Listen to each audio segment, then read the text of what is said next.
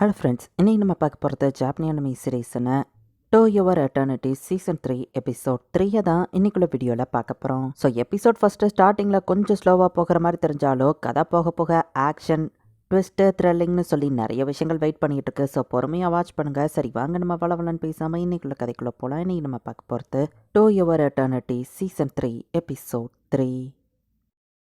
போன எபிசோட்ல நடந்த பிரேவியோவை நமக்கு காமிக்கிறாங்க. பானோட ட்ரஸ்டே மூலியமா நம்ம ஹீரோவோட ஆளுங்க எல்லாம் ஒண்ணு கூடிட்டாங்க. யோக்கியோட வீட்டுல தான் இப்ப எல்லாரும் தங்கியிருக்காங்க. இங்க மீசுகா காணாம போயிட்டா, அவளை எல்லாரும் தேடிட்டு இருக்காங்க. இங்க ஹானாக்கு நம்ம ஹீரோ ஹெல்ப் பண்ணிட்டு அந்த இடத்துல இருந்து காணாம போயிட்டான். பிரசிடென்ட் ஹானா, நீங்க எங்க தான் இருக்கீங்களா அப்படின்னு கிளப் மெம்பர்ஸ் வந்து பாக்குறாங்க. அல்ல என்னாச்சுன்னு கேட்கவோ ஒன்னும் இல்லைன்னு வா சொல்றான். நாங்களும் மீசுகாவை தேடிட்டு இருக்கோம்னு சொல்லப்போம். அவங்க ஒரு பக்கம் பிரிஞ்சு தேடிட்டு இருந்தா, நேத்து மீசுகாவை நான் இந்த பக்கம் தான் பார்த்தேன்னு சொல்லி யோக்கி அந்த ரோடு வழியா நடந்து போயிட்டு இருக்கான். அப்ப அப்படியே கீழே விழுந்துருத்தான். யோக்கிக்கு அடிபட்டு அது வலிக்குதுங்கிற பெயினை நம்ம ஹீரோ ஃபீல் பண்ணிட்டாக்குன்னு அவனுக்கு வந்து என்னாச்சுன்னு பாக்குறான். உங்க தாத்தாவா ஐக்காவும் தேடிட்டு இருக்காங்கன்னு சொல்லுவான். மீசுகா காணா அப்படின்னு சொன்னா, அவளை நான் தேடி கண்டுபிடிக்கிறான்னு நம்ம ஹீரோ சொல்றான். அவ காலில் அடிபட்டு இருந்துச்சு, அவ பையனை ஃபீல் பண்ணி என்னால லொக்கேட் பண்ண முடியும் அப்படின்னு நம்ம ஹீரோ போறான். மீசுகா தப்பான முடிவெடுத்திருக்க கூடாதுன்னு ஆனா பதறிக்கிட்டே போகும்போது அவங்க அம்மா அங்க நிக்கிறத பாக்குறா. மீசுகாவோட அம்மா அசால்ட்டா போட்டோ எடுத்துட்டு இருக்கா. நடந்தது கேள்விப்பட்டா வந்து வண்டியில ஏற ஒன்னா தேடலாம் அப்படின்னு சொல்லி யோக்கியோட தாத்தா கூப்பிடுவான். ஆமா நீயும் வீட்டுக்கு போ அப்படின்னு அவங்க அம்மா அனுப்பி வைக்கிறாங்க. மீசுகா ஏதோ ஒரு புக்கை படிச்சிட்டு இருக்கா. நம்ம ஹீரோ டக்குன்னு அந்த இடத்துக்கு போறான். வானோட தங்கச்சி உருவத்துல நம்ம ஹீரோ போய் அங்க விழுறான். மீசுகா பயப்படுவா. யோக்கியோட பிக் சிஸ்டர் இல்ல, ஐ மீன் நான் கசின் நினைக்கிறேன் நம்ம ஹீரோ சமாளிச்சுட்டு எல்லாரும் ஒண்ணு நினைச்சு கவலைப்படுறாங்க. நம்ம ஹீரோ கூப்பிட்டா தாத்தா வந்து எல்லாம் ஓகேவான்னு கேட்க போனா வீட்டுக்கு கிளம்புறான்னு மீசுகாவும் போறா. உனக்கு எப்ப தோணாலும் தாராளமா இங்க வான்னு தாத்தா சொல்லி அனுப்புறாரு.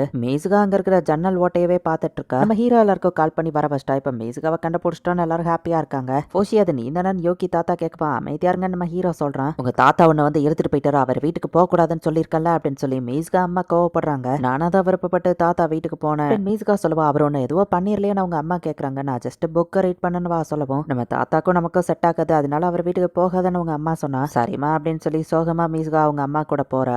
நல்ல ஃப்ரெண்ட்ஸ் உனக்கு இருந்திருக்காங்க, அந்த வகைக்கு சந்தோஷம்னு சொல்லுவோம். என்னது இருந்திருக்காங்களான்னு கேட்டா, ஆமா அந்த சிட்டியை விட்டு நம்ம போறோம்னு அவங்க அம்மா சொல்றாங்க. இதையும் அவங்க அம்மா ஒரு செல்ஃபி எடுத்துட்டு அங்க இருந்து கிளம்புறாங்க. ஹானா டக்குன்னு மீசுகாவை போய் கட்டி பிடிக்கிறா. நீ போயிட்டேன்னா நான் அழுவேன் அப்படின்னு ஹானா சொல்றா. எதையாச்சும் மறைச்சனா என்கிட்ட சொல்லுன்னு ஹானா கேட்கவும், நான் இங்கே இருக்க ஆசைப்படுறேன் அப்படின்னு சொல்லி மீசுகா சொல்றா. மீசுகா நம்ம ஹீரோவை பாக்குறா. மீசுகாட்ட இருந்த லவ் ஃபீலிங் போறது நமக்கு தெரியுது. மீசுகா நாளுக்கு நாள் மோசமாயிட்டு இருக்காப்பா. அன்னைக்கு கூட ஒரு ஃபாரின் பையன் பேசிட்டு இருந்தா, எவனாலும் கரெக்ட் பண்ணிடுவான், பொண்ணுங்கெல்லாம் தப்பா பேசுறாங்க. இப்படி எதை பத்தியே கண்டுக்கிடாம ஹானாவா கூட ஃப்ரெண்டா இருக்கிறா. அந்த ஃபெதர் வச்ச பேண்ட் நல்லா இருக்கு அப்படின்னு சொல்லி இவங்க ரெண்டு பேரும் பேசிட்டு இருக்காங்க. திரும்பவும் ஒட்டாக்கோ கிளப்னு யாரோ பேரை மாத்தி வச்சிருக்காங்க. ஹேண்டிகிராஃப்ட் கிளப்னு ஹானா அதை திரும்ப மாத்திரா. குட் மார்னிங் லேடிஸ் அப்படின்னு யோகி வரவும், இது மார்னிங் இல்ல ஈவினிங் ஆயிடுச்சுன்னு மீசுகா சொல்றா.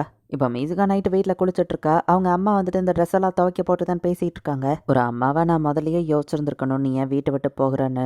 நீ சந்தோஷமா இருக்கிறது தான் எனக்கு உண்மையிலே ரொம்ப முக்கியம். பத்தி நான் யோசிக்க மறந்துட்டேன்னு அவங்க அம்மா சொல்லுவோம். ரொம்ப சந்தோஷமா அப்படின்னு ஹாப்பியா ஃபெதர் வச்ச பேண்டை காணுமேனு தேடுனா அவங்க அம்மா டக்குன்னு ஒரு புது பேண்ட் எடுத்து நீட்டிட்டு, என்னோட சின்ன வயசுல இருந்தே நான் இதை பத்திரமா பார்த்துட்டு இருக்கேன், இது எனக்கு ரொம்ப பொக்கிஷமானது, இப்போ நான் இதை உன்கிட்ட கொடுக்குறேன் அப்படின்னு சொல்லி அவங்க அம்மா அந்த பேண்டை கொடுக்குறாங்க. அவங்களே அதை அவளுக்கு தலையிலேயே மாட்டி விட்டு ரொம்ப அழகா இருக்குன்னு சொல்லவும் மீசுகாவா அவங்க அம்மா பாசம் காட்டுறாங்கன்னு ரொம்ப சந்தோஷப்படுறா. இப்போ அவன் ஃபெதர் பேண்டை தொலைச்சிட்டேன்னு மீசுகா சொன்னா, பரவாயில்ல இருக்கட்டும், நம்ம ஃப்ரெண்ட்ஷிப் அதனால ஒன்று கெட்டு போறது இல்ல. உங்க அம்மாவும் இப்போ உன்னை கேர் பண்ண ஆரம்பிச்சிட்டாங்க. சின்ன வயசுல இருந்து அவங்க பொக்கிஷமா பாத்துக்கிட்ட ஒரு பேண்டை உனக்குன்னு கொடுத்துருக்காங்க. சரி இந்த வீக்கெண்ட் நம்ம ஷாப்பிங் போவோமான்னு ஹானா கேட்கவோ, சரின்னு அப்படின்னு மீசுகாவோ சொல்றா. சரின்னு இவங்க ரெண்டு பேரும் போயிட்டு ஷாப்பிங் பண்ணிட்டு இருக்காங்க. ஆனா அவளுக்கு தேவையான ஒரு பொருளை வாங்குறா. அப்படியே இவங்க கடையில பாத்துட்டு போயிட்டு இருக்கும்போது பார்த்தா மீசுகா ஹேர் பேண்டோட செக்ஷன்ல எதையோ நோட்டீஸ் பண்ணிட்டு ஷாக் ஆகுறா.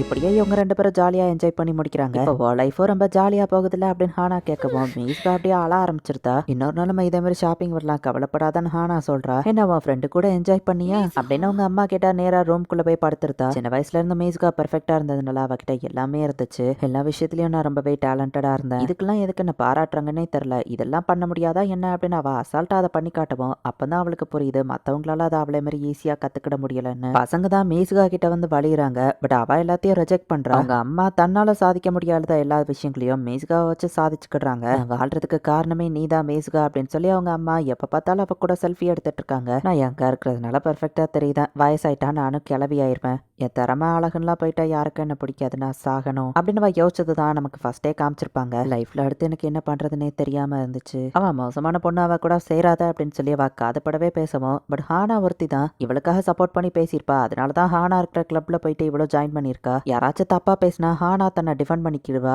இவளை யூஸ் பண்ணலாம் அப்படின்னு சொல்லி தான் மீசுகா இவகிட்ட பழக ஆரம்பிச்சிருக்கா. அப்பதான் அவ நம்ம ஹீரோவை பார்த்திருப்பா. பெரிய பொண்ணா வளர்ந்தா கல்யாணம் பண்ணணும், ஃப்ரீடம் போயிரும், இப்படியே நான் இளமையாவே இருக்க முடியாது, அடுத்த மாசம் நம்ம வீடை காலி பண்றோம்னு அவங்க அம்மா சொல்லியிருப்பாங்க. அவங்க தாத்தா ஏதோ லெட்டர் அனுப்பியிருக்காரு. அவங்க அம்மா அவர் கூட பிரச்சனைங்கிறதுனால அதை படிக்காம விட்டுருந்தாங்க. இவங்க அம்மா கிட்ட இருந்து தப்பிக்க ஒரே வழி தாத்தா வீட்டுக்கு போறது தான். அதுக்காக தான் மீசுகாவா பெட்டி படிக்க எடுத்துட்டு தாத்தா வீட்டுக்கு போயிருப்பா. மீசுகா அவங்க அம்மா சொல்லியா வந்தேன்னு கேட்டா, இல்ல அம்மாக்கு தெரியாம வந்துட்டேன்னு நடந்ததவா சொல்லவும், உன்னதான் நம்பி இருக்கோம், நீ தான் அடுத்த கார்டியன்ஸ்ல லீடரா இருக்கணும் அப்படின்னு அவங்க தாத்தா சொல்லவும் அவளுக்கு எதுவும் புரியல. அப்பதான் இந்த குஹாக்கோட வம்சாவளியில் அதுல இருந்து வந்தவங்க நாக்கர்ஸ், நம்ம ஹீரோவை ப்ரொடெக்ட் பண்ற அந்த ஒரு குரூப் தான் கார்டியன்ஸ் சொல்லி எல்லாத்தையும் அவர் எக்ஸ்பிளைன் பண்றாரு. உங்க அம்மா தான் இதோட 18வது லீடரா இருந்திருக்க வேண்டியதுன்னு சொல்லவும், அம்மாக்கு நான் இங்க வந்தது தெரியாது அப்படின்னு வா சொல்லிட்டு, ஆமா இந்த கார்டியன்ஸ் யாரை ப்ரொடெக்ட் பண்றோம்னு கேட்கவும், ஒரு இம்மார்டல் மான்ஸ்டரா அப்படின்னு அவர் சொல்றாரு. இப்போ அந்த சீக்ரெட் புக் அவர் கொடுக்குறாரு. ஃபோஷியை பத்தி அதுல போட்டிருக்கு. ஹயசே தான் இதோட ஸ்டார்டிங்.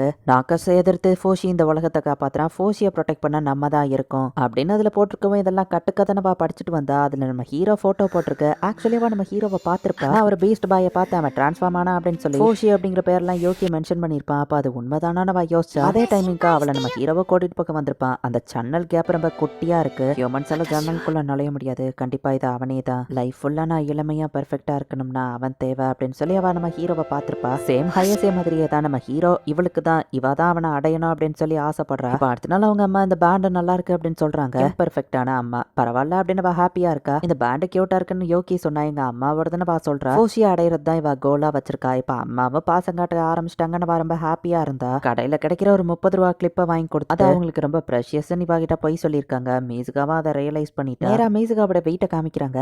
நான் எப்படி வீட்டுக்குள்ள வந்தேன், என்னத்தை யோசிச்சுட்டு அப்படியே நடந்து வீட்டுக்குள்ள வந்துட்டனோ, மணி 3 ஆயிடுச்சா, அப்ப ஷாப்பிங் அடுத்து என்ன நடந்ததுன்னு அவ யோசிக்கிறா. அவளோட ஆன்டி கால் பண்ணி சாப்பிட்டியா வச்சியான்னு பேசிட்டு இருக்காங்க. காலை கட் பண்ணும்போது பார்த்தா அவ கையில ரத்தக்கரையோட ஒரு கத்தி இருக்கு. வெளியே வந்து பார்த்தா அவளோட அம்மா ரத்த வெள்ளத்துல இறந்து போய் கிடக்குறாங்க.